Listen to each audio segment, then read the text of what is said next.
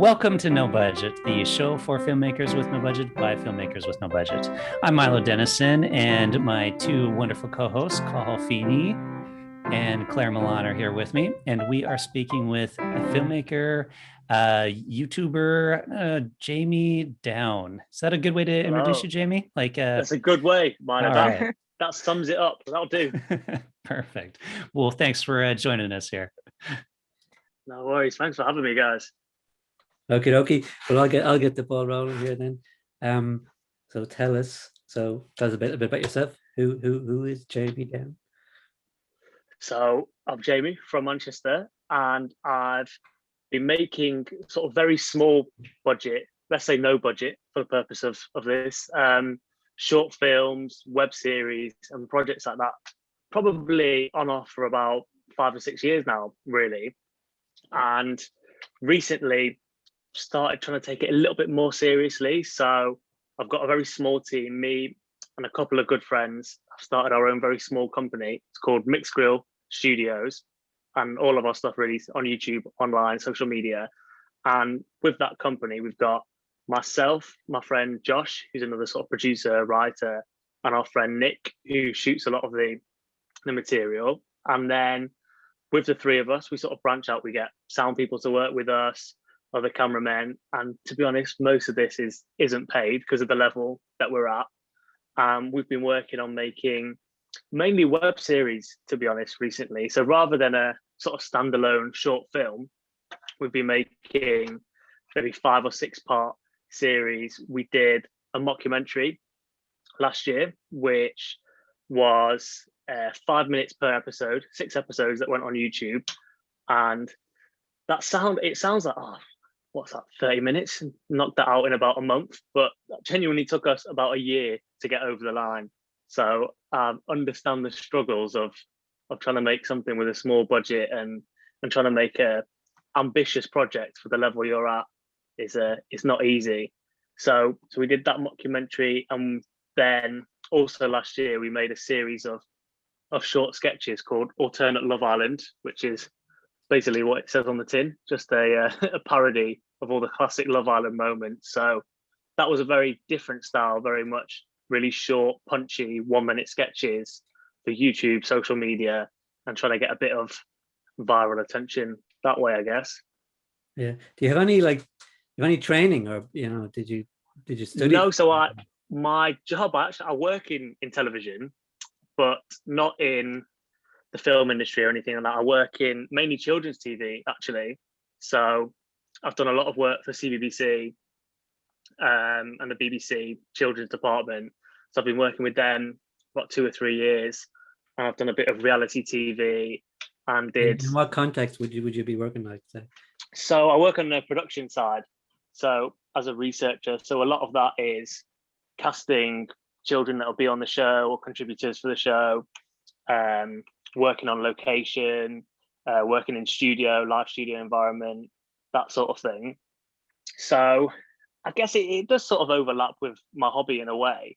Mm-hmm. But yeah, my work in the TV industry is very different, because obviously when you're working in a really large environment, you're a lot less hands-on with the writing and production, that sort of thing. So that's why I love to keep sort of my hobby, as it will, going as strongly as possible, because I really want to keep going with the writing and having as much, I guess, creative control as possible. Mm. And I could see that you're trying to do comedy, really, like it's kind of a comedy channel. So, to use a line from a famous Irish film, The Commitments, who are your influences? Well, to be honest, the show that has influenced me and my friend Josh, who works in the company, is definitely The Office. The UK one.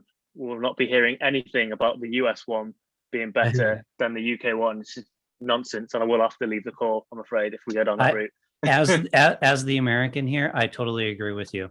Thank you, Marlo. Yes, put me at ease. I was watching the UK version before obviously the American version came out, and then the US version comes out, and everybody's like, this is great. And I'm like, it's not even close to the original. Not even close. I agree with both of you. It's the UK one is the best. Yes. Yeah. I mean, yeah, the UK office is absolutely brilliant. I've only seen 1 or 2 episodes of the US one, but no, I can't imagine that it's anywhere close. Yeah, I think the only way I could ever really understand the US one is if I just sort of completely disassociated it with the UK one and almost saw it as a completely different show. I think that's because I love the UK one so much. And yeah, like I was saying, it's inspired, I guess, my style so much. A lot of the projects we've done are mockumentary in style, which obviously is The Office was the first real breakthrough mockumentary. And moving forward, I'd love to try different styles, but that's really the one I love and the one I kind of would love to perfect, if you will. And if anything was ever to be taken forward more seriously, I would love it to be a mockumentary.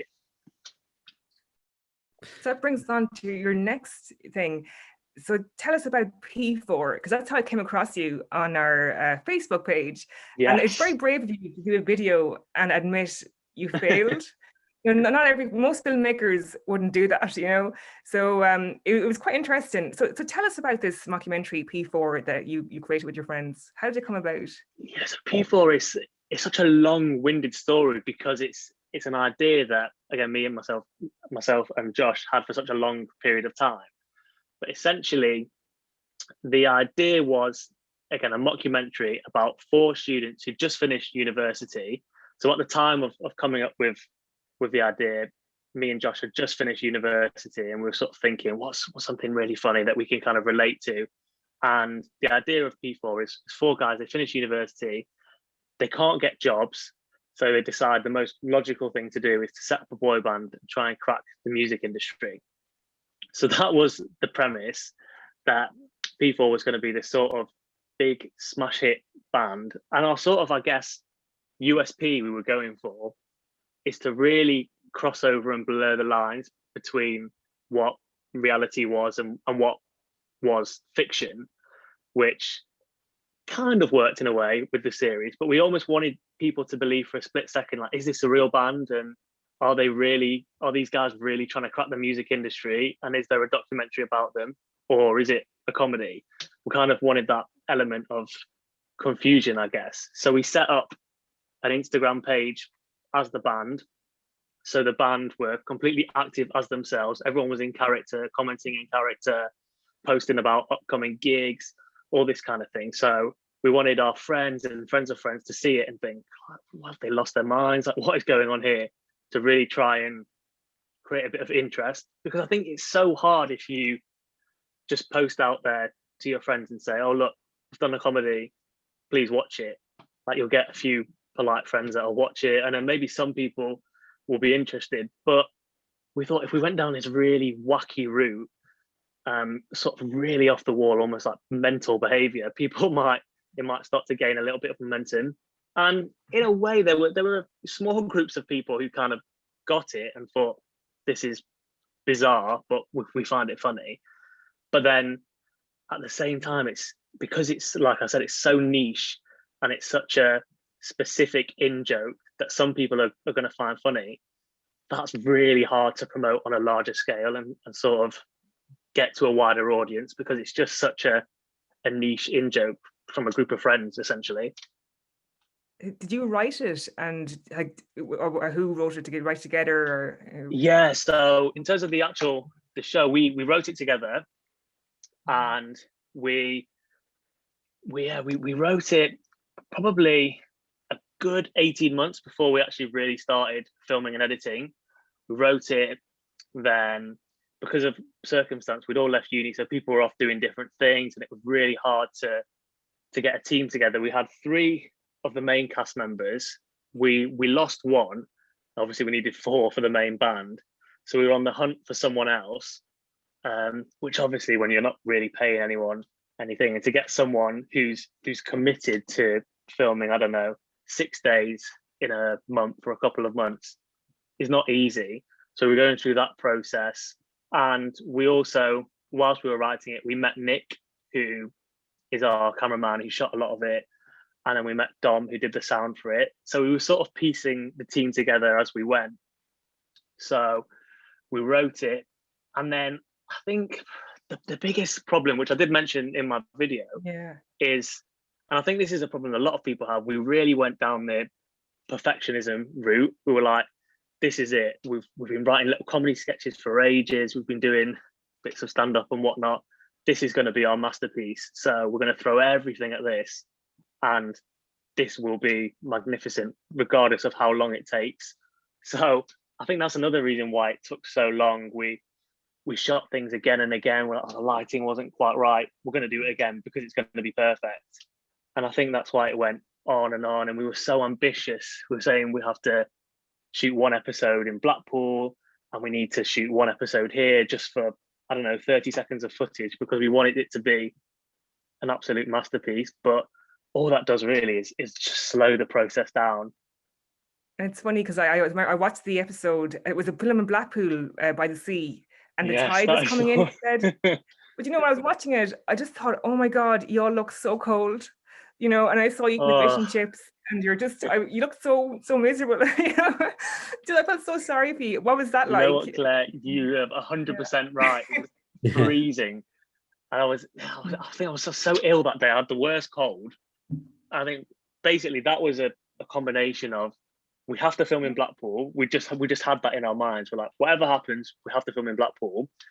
And obviously it would have made sense if the tide was out and it was in summer. But because of people's situations and availability, it ended up being the middle of October. And it was like, right, we've just got to go for it. What will be, will be. When really what we should have done is sat down and said, look, we're not going to get a good date for Blackpool. How important is that episode? Is it going to make all the difference? Obviously not. But we just had it in our heads that was where we had to film. And on the day it was freezing. The tide was in, so we had to rewrite essentially 50% of the script there and then, and just it was very much run and gun, hope for the best and save it in the edit sort of thing. Action. Action. Action! Jake, when are we meant to come up? Right, I've been saying action like a million times, haven't I? How can we hear that from here? All you can hear is waves. I'm not gonna hear you. He thinks he's so cultural, but in reality, his favourite song of all time is Hey Ya. Swiftly followed by Come On Eileen. Swiftly followed by Spice World. Can't you just say a bit louder? I'm not shouting it. Why? I'm not shouting it. Well, I'll do a secret foot sign. What secret foot sign? I'm doing it now. How are we meant to see that? How can I see that from here? Guys, can we please just get a move on? Dean, I'm going as fast as I can, all right? What lessons have you learned from the whole experience? And how long did it take altogether? Did you say 18 months? Was it? Yeah, so I think from when we started shooting to when we released, probably was 12 to 18 months, which seems ridiculous, but I guess you kind of have to factor in everyone was working different jobs, and some people working weekends. So whenever I see a filmmaker, someone says, oh, this project is taking me this long, I kind of get it. Like, a lot of people think, oh, what are you doing taking that long? But it's just not easy, because for each shoot that we needed at least 6 or 7 people, camera, sound, 4 actors, 5 actors, whoever, to be there, and to get those amount of people in one place is not easy. So I think a big thing we learn is, don't have this sort of idea in your head of perfectionism, I guess, and just think, you know what, this is going to be the best we can make it at the stage we're at now. We're much better off getting it out there, seeing how it does, reacting to feedback, and then rolling straight into the next one. So I think really what we should have done is maybe use that time to make 3 projects, and then see which bits everyone liked the most out of those, and then roll into another one, rather than pinning all our hopes on P4 being the greatest thing of all time. And of course that doesn't apply to everyone, because people have great ideas that really take off. But I think in our case, because we were relatively new to making a web series and having a team around us, that's something I'd definitely say. It's great to look back at something, isn't it? And just think, oh, I wish done that differently. You know, but if there was one major thing you thought, oh, right, I really should have done that differently, what would it be? If there was one major thing, apart from go to Blackpool in the summer rather than winter, the major thing would have been in the writing, and it would have been make it more accessible, because it was essentially an in-joke. And as funny as something is going to be to your group of mates, and you might think to yourself, brilliant, you've got to think of the bigger picture. And that's what we've learned. You have to think, okay, how's this going to appeal to people who don't know anything about us? And how's this going to appeal to maybe a small production company that we might want to pitch this to take it onto the next stage? And I think almost flipping the way you look at things, or instead of looking at it as, this is my project, I love this project, it's amazing, try and look at it as how an indie production company would look at you, or a new audience member, and think, if they're looking at you, what are they going to see? What are they going to take from this? Is it really funny, or is it really relatable, or is it going to appeal to this demographic? So almost trying to look at it from the audience's point of view rather than your baby and, oh, I love it so much. I see also you're doing this little project to swap a pen for a car. Ah, yes. Do you honestly think that's going to work? Well, you know what, Catalis, it's one of those things where it's almost, you see such crazy things that people do on the internet, and I'm always so skeptical. I always think they must be having some sort of help, or that must be staged in some shape or form. So it's almost like an experiment in that way, to see, let's just be as real and honest as possible. We've got, I don't know how far you've seen, I'll show you, we've got this Roman sword. Oh wow. Oh, that's cool. Which, you know what, it's not bad. It's not bad. So we've got this. Is it real metal or is it plastic? No, so it's the real deal. I don't know how well you can see. Yeah. So it's real metal. It's quite I mean, this is quite a random thing for me to be talking about, but there we go. It's so we've got this, and we're going to trade it for a bicycle on Sunday. Oh wow, cool. So it's slowly but surely. I've got hope. I've got hope. Yeah, like it's to get from a pen to that is impressive in its own right. You know, I was thinking maybe like you know, why stop at a car? You know, just keep going. You know, like swap a car for a nuclear warhead or something. Yeah. Start a war. You know, you get loads of hits for that. I'd say. It's all clickbait if you've got a little warhead in your thumbnail. I love that. But no, it's interesting you say that, actually, because I was thinking the other day of maybe like a video idea of, or just thinking about a lot of these new YouTubers. They're so unbelievably daring that it's almost impossible to compete with them. I don't know if you guys have heard of Arak. So he's a new big American YouTuber. He's gone from sort of 0 subscribers to 1 million over the course of last year. And he's essentially done that by just being outrageous. So he tried to sneak into the Super Bowl last Sunday. He's done all sorts. So he's paid hundreds of thousands of pounds for like a famous YouTuber's car, and he's driven that car across America. So everything is so extreme. I think it's almost so hard for any new YouTuber or content creator to try and compete on that level without having so much money, or just being so wild. It's almost impossible. Yeah, I talk to people about that too with YouTube, because we talk about that with this channel. You know, we need, if we want people to watch, it's like we got to come up just really crazy, stupid shit and film it. But it's like, do you want to be one of those people that does the really stupid, crazy shit, and kind of balance of like, you know, how you want to be known and stuff? Because yeah, it's such a competitive market, YouTube. There's millions of videos constantly being uploaded. You have to really go above and beyond to get noticed nowadays, especially with new YouTubers. And yeah, I think I know the guy you're talking about, because didn't he give somebody a bunch of money and make them do something? I'm trying to remember. I think he did something where he gave people money and Yeah, Mr. Beast, is it? Yeah, so he's very similar to Mr. Beast. Okay, I think that's what I'm thinking of. Because Claire, did you send me Mr. Beast? I did. think. I was Okay. telling him about Mr. Beast. It's crazy what he does.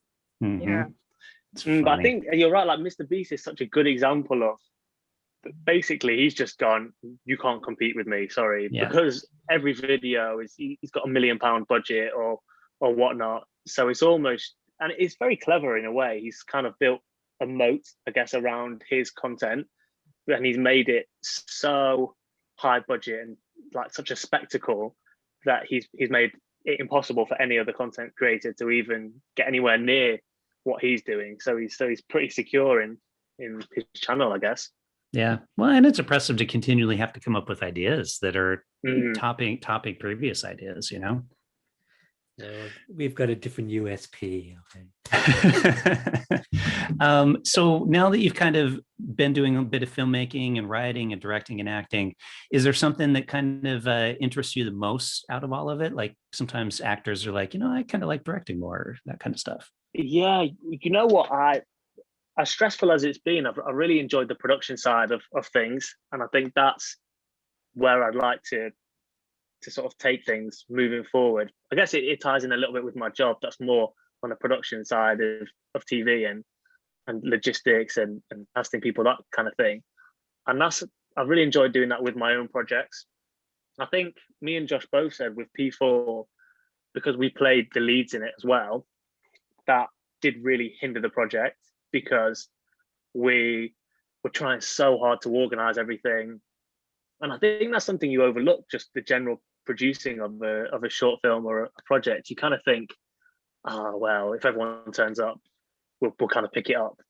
But there's so much more to it. We were sort of very vaguely storyboarding the day before, and a lot of it was like, oh, we'll improv on the day and hopefully something funny will come up, and 9 times out of 10 it didn't. So it's something we overlooked, and it's something I actually really enjoyed and want to do more of. So I think with projects going forward, that's more of a role. I'll take more of a kind of backseat role in terms of organization. I love writing, so I want to be involved in the writing of the project for sure. But I think being on camera it's almost too much to think about. You're not going to give your best performance, and you're often not going to be what the character needs, because in your head you're thinking of it in a specific way, and you're not going to give that extra something that I think someone coming at it from an external point of view would. So for sure, yeah, I think moving forward, less acting in terms of those projects and more producing for sure. Yeah, well, it's definitely one of those areas that a lot of people, I think, miss out on, is really that pre-production aspect and that control. But as as an actor, sure, you can act and produce and direct if you've got the crew behind you that can really like pick up the slack. So you look at some big Hollywood productions. Well, yeah, because they've got a A-lister cinematographer, and they've got an A-lister first AD, so they've got that crew that allows them to actually sometimes step back and be able to focus on their performance. To whereas like smaller, like low budget, no budget productions, you're doing multiple roles, which really makes it hard to focus on one. Exactly. All right. So along those lines, since we found you via doing a video of what not to do, what is your best advice to our no budget filmmakers on what not to do when making a project? So what not to do is to, like I've covered a lot in this video, don't be a perfectionist. So don't spend hours and hours rewriting. Obviously take your time, come up with your idea. But I think once I'd say 70% of the way there, go, right, I'm going to go for it. So go for it, shoot it, edit it, and then get it out there. I think it's very important to kind of get your first project out there and listen to the feedback of people. Or if no one really watches it, think, why not? Why wasn't that accessing a new audience? And then move on to your next thing. I think don't get bogged down in thinking this is your greatest project of all time. And I'm working on that. So that's something I definitely recommend not to do. I think also don't try and do too much at once. Like myself and Josh, we thought we have to be the leads. we're going to direct it. So on the day for P4 and Alternate Love Island, we were both shooting a scene, then we'd go look behind the camera, and then we both look behind the camera, then we'd have a chat about it, then we'd go back and shoot another take. And that really slowed everything down. So make sure you delegate within your team. And if you really want that creative control, think maybe I shouldn't be one of the main protagonists because it's not going to work. Maybe someone else can come in and just focus on that role and you can direct, or vice versa. So definitely don't spread yourself too thin. And I say, again, like I've touched on briefly, is think of it from an audience's point of view, because I think everyone who comes up with an idea for a short film or a series, they think, that's it, I've cracked it. Like this is what BBC One need. Like you do think that's it, but try and take a step back from your vision and think, okay, what's someone who's never heard of me and has got a million things going on their phone and on YouTube, what is going to really sort of draw them in, and what value are they going to get from it? I think that's something filmmakers, YouTubers, content creators, all those sort of people overlook a lot, is providing the value for someone else. So you have to think from an audience's point of view, what am I going to get from this? Am I going to get really good entertainment, or am I going to get really good cinematography, or am I going to get something that's going to teach me something? So really think, what are they going to gain for it, rather than going, oh, everyone, look, we're so funny, watch us, because that's what 99% of people are doing, and you'll never really crack that. And I think that's why I wanted to make my breakdown videos of what didn't go wrong, because I guess it's giving a little bit of value to people, so people in my position, they can learn something from that, rather than just, please watch me, this is really good. Yeah, no, that's great advice. It's funny, we were talking about this previous to talking to you on a different project, about how sometimes filmmakers think they're super brilliant and super entertaining, and sometimes you need to step back and be like, well, what are other people watching this going to think? Go ahead. All right. So Jamie, what are you working on? So we know you're working on the pen upgrade thing. You working on anything else now, or anything else planned? Yes. Going? So what we've got in the works, me and Josh with Mixed Grill Studios, is a show which originally was going to be a mockumentary, but we've sort of tweaked that style a little bit just to kind of freshen it up. So I guess it'll be more comedy drama sort of thing. And it's a show called Runners. And it's about runners in the TV industry. So I don't know how much you guys know about the TV industry and that kind of thing, but when you first start out, sort of whatever you do, whether it's production, drama, reality, all sorts of different shows, everyone starts as a runner for a year or so, couple of years.